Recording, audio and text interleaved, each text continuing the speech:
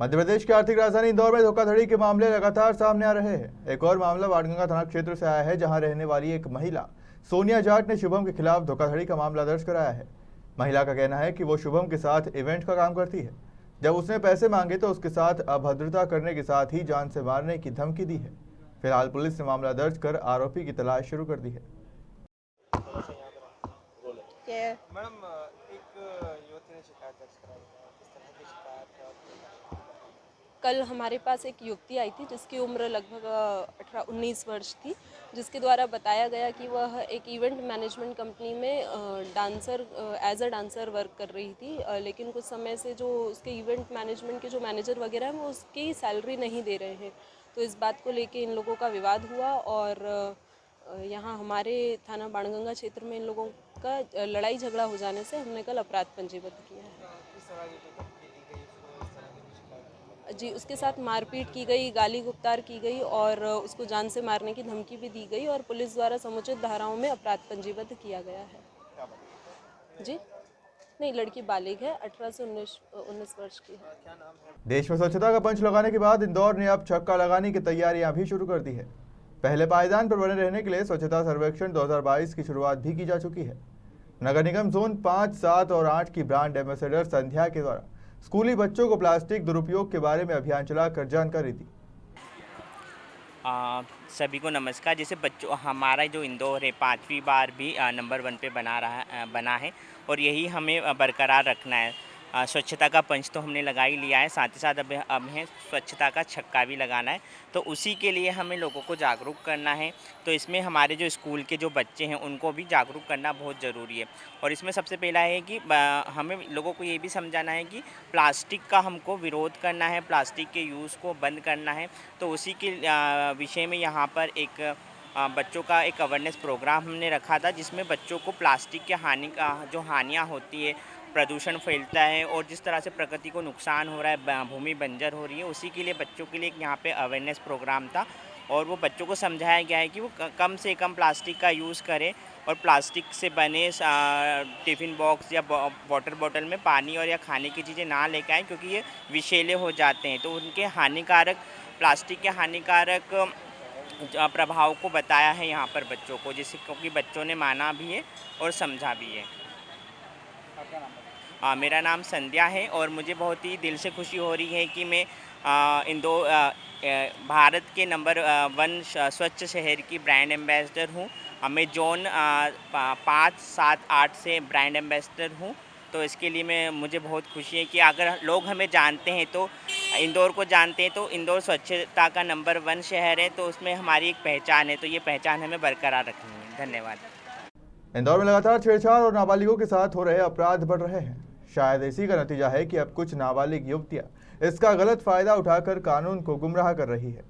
दरअसल एक मामला इंदौर के बाणगंगा थाना क्षेत्र में सामने आया है, जहां एक नाबालिग की शिकायत पर आरोपी गंगाराम के खिलाफ गंभीर धाराओं में मामला पंजीबद्ध किया गया है। गुरुवार को इसी बात को लेकर दो परिवार आपस में भिड़ गए, जिसमें दोनों ही पक्षों की लोगों को गंभीर चोट आई है। फिलहाल पुलिस ने चाकूबाजी और अन्य धाराओं में पुलिस ने मामला दर्ज करते हुए जांच शुरू कर दी है। हाँ, एक बच्ची है 16-17 साल की, उसका एक युवक से बातचीत होती थी। युवक शादीशुदा है और वो लोग एक ही फैक्ट्री में काम करते हैं। बच्ची उस पर लड़के पे दबाव बनाती थी बात करने के लिए।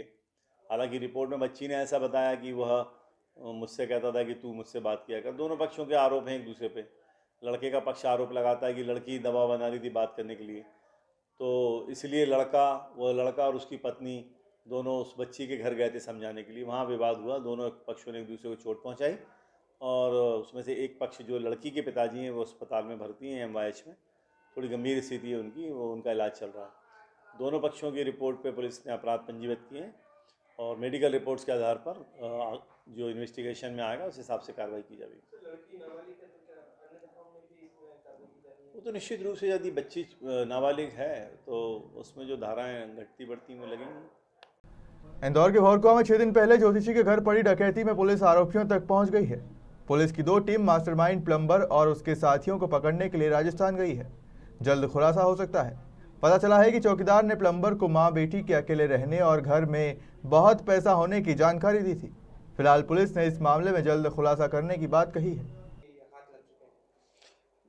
देखिए, जैसा आप जानते हैं कि 18 नवंबर को थाना भंवरकुआ क्षेत्र में भोलाराम उस्ताद मार्ग पर एक घर पर दिन दहाड़े लोगों ने घुसकर डकैती की थी। इस पूरी घटना के बाद में पुलिस ने अलग अलग टीम्स बनाई थी और उसके घर से निकलने वाले जो रास्ते थे उन पर पुलिस ने बहुत बारीकी से CCTVs जो लगे हुए थे इंस्टॉल थे उनको देखा, उनकी रिकॉर्डिंग देखी और उसके बाद में पुलिस को बहुत सारी ऐसी चीज़ मिली जो संदेहास्पद लग रही थी। पुलिस ने उन टीम्स को थोड़ा और एक्टिवेट किया और हमारे पास काफ़ी पुख्ता इस पूरे अपराध को जुड़ी हुई जानकारी मिल गई है और हम जल्द ही जो आरोपी है उनका हम खुलासा करेंगे।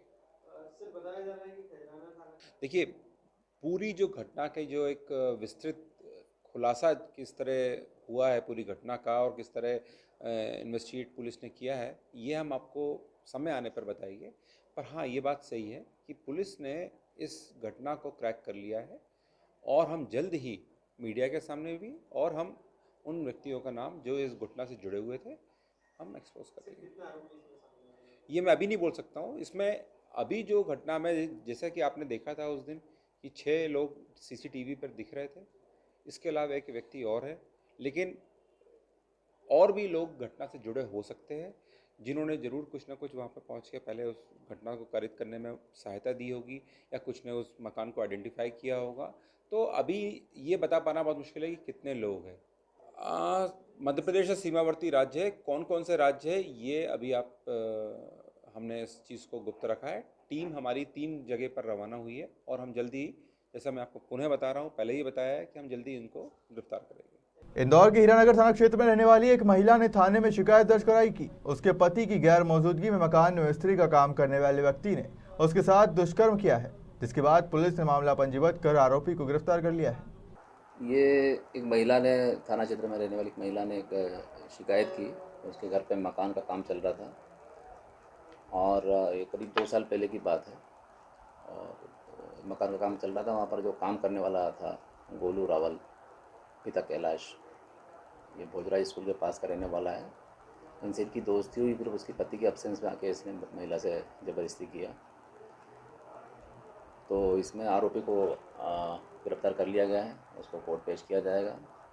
वरिष्ठ अधिकारियों के द्वारा लगातार निर्देश दिए जा रहे हैं महिला संबंधी अपराधों में त्वरित कार्रवाई की जाए। इन्हीं के मार्गदर्शन में ये कार्रवाई की गई है। नहीं, इनके बीच पैसों का लेन देन भी पाया गया। अभी इन्वेस्टिगेशन में मामला है, जैसे साक्ष्य पाए जाएंगे वैसी कार्रवाई होगी।